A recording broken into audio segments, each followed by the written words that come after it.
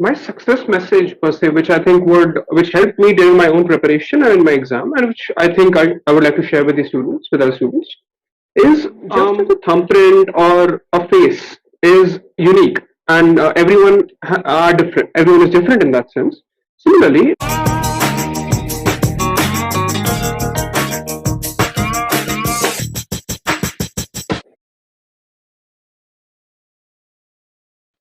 Hello everyone, welcome to the Arjuna's new session show, Success Tips from Toppers Lists, in which we interview a student who was a topper or is a topper in competitive exam, either in JEE, NEET, which are undergraduate level competitive exams, or UPSC, GATE, which are postgraduate level competitive exams. Arjuna Group has served more than 3.5 lakh students across India, and especially our book, The Art of Concentration in the Age of Distraction, written by our founder Amalan Das, who is our CEO also, has positively transformed the lives of lakhs of students. If you are a student preparing for JEE, NEET, or any other competitive exams, then this book can be a game changer for you. Do check out the description below in our YouTube video, and please see how it has helped each and every student who was preparing for JEE exam. Finally, today we have our very special guest Ashwin Goyal, who was one of the toppers of JEE rank. His rank was All India rank of JEE Advanced was 34, and today we have us with him. He resides in Navi Mumbai and he is currently studying in IIT Bombay as well. And today he is with us, who will be sharing about his success story with us. Welcome, Ashwin. We are very happy to have you with us. thank you, Murari. Hi. Continuing with our discussion, Ashwin, please let us tell us what according to you is real success, and like what success is according to you, which you want to give the message to the students. Sure. So, my success message per se, which I think which helped me during my own preparation and in my exam, and which I think I would like to share with the students, with other students, is about self-confidence. It's about maintaining your confidence and having an inherent value in your own worth, independent of your exams and your marks. So you must not judge yourself purely as a function of your marks. Your inherent value, according to me, uh, you're an individual with a multitude of aspects to your being, and all of these play a role in your identity and in your capabilities. And so, irrespective of how your test scores are, because test scores fluctuate. So, irrespective of how your test scores go, you must maintain a level of confidence in your own abilities and in your own capabilities in life. Thank you, Ashwin. You mentioned about the results and the process, the difference between the results and the process. Now, actually, most of the students' uh, confidence, they think the confidence comes from marks or the results which we were talking about. But it seems like your definition of success is much different. Would you mind explaining more about this real self-confidence? Just as a thumbprint or a face is unique, and everyone are different. Everyone is different in that sense. Similarly, your personality and your own set of abilities are unique and individual to you. So, what happens when you try to judge yourself purely as a function of marks is that you might get disappointed, you might get a false sense of complacency for good marks, and really that is a very unstable and very fluctuating sense to judge your own self. Instead, because you have your own talents and everyone has their own set of abilities, own set of talents, you should use them and consider yourself as a summation of all of those aspects. Um, your own, why do I say this? This is because your belief in your own worth should is something that cannot change simply because you got bad marks. By maintaining your confidence as a summation of all your abilities, what you have is a stable base for your confidence, which even if you get bad marks, you're able to work hard to improve them, and you do not feel dejected and disappointed in yourself. You don't lose the willpower to put in effort.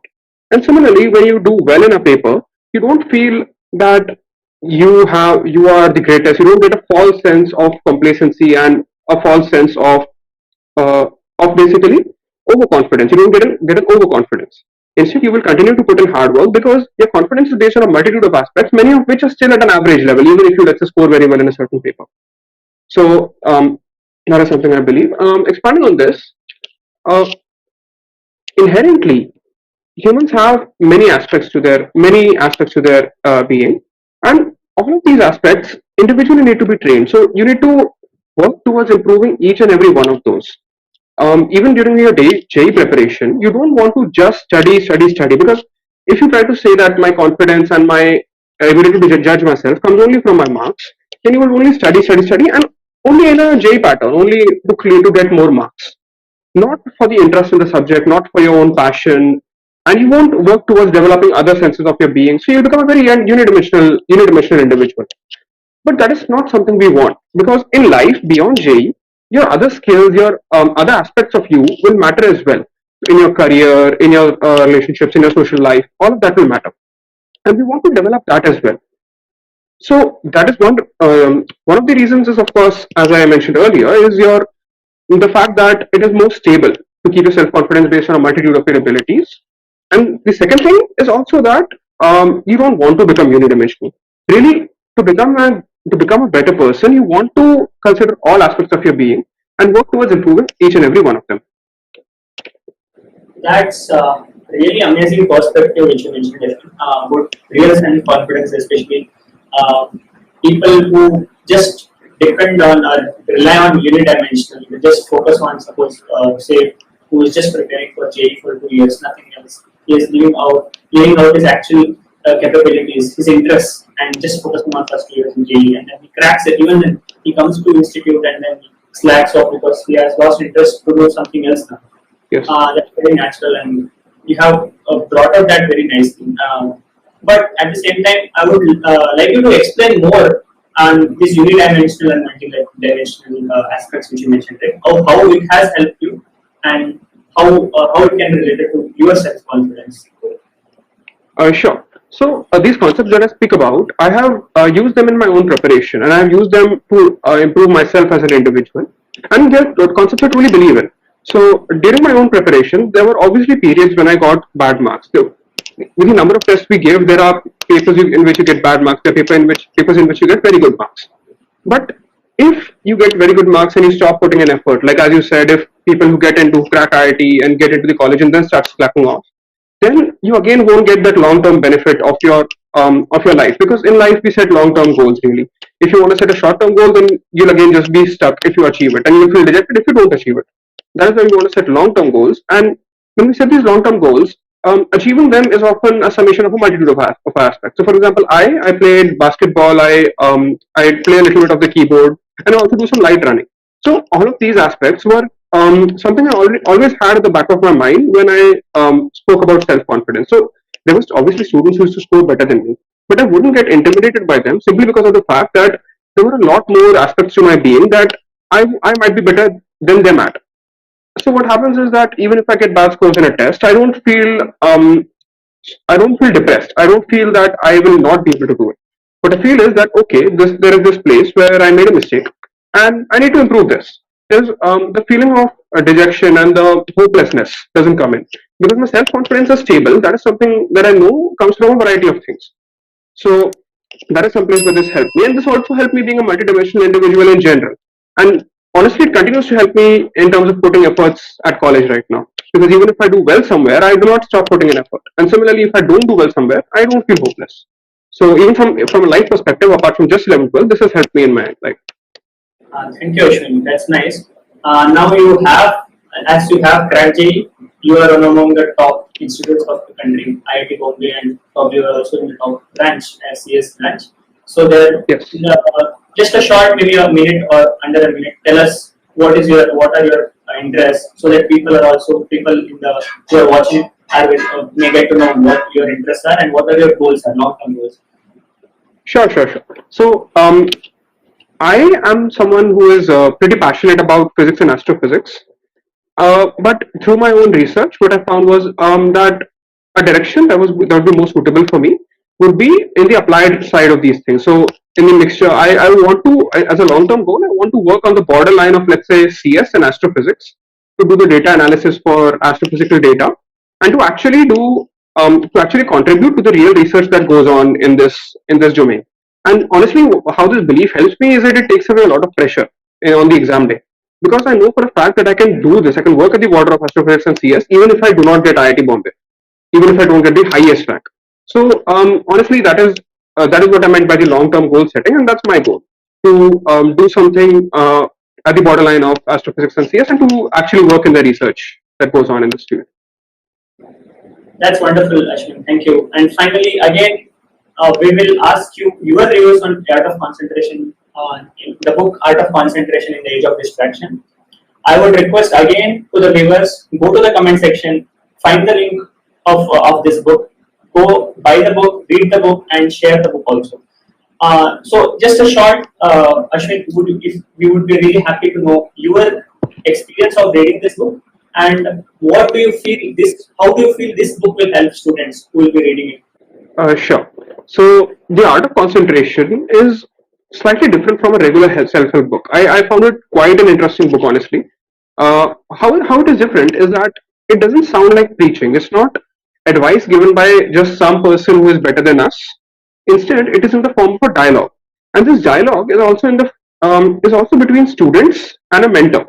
So what happens is that in this book, the students are able to counter the arguments of the mentor, and they are able to go more in depth on what the mentor is actually trying to say. And the mentor is also able to clarify with impacts and with examples that what he is talking about actually works in the real life. The relevance of this advice and how to apply it in one's life is something that becomes much clearer simply by the dialogue structure of the book.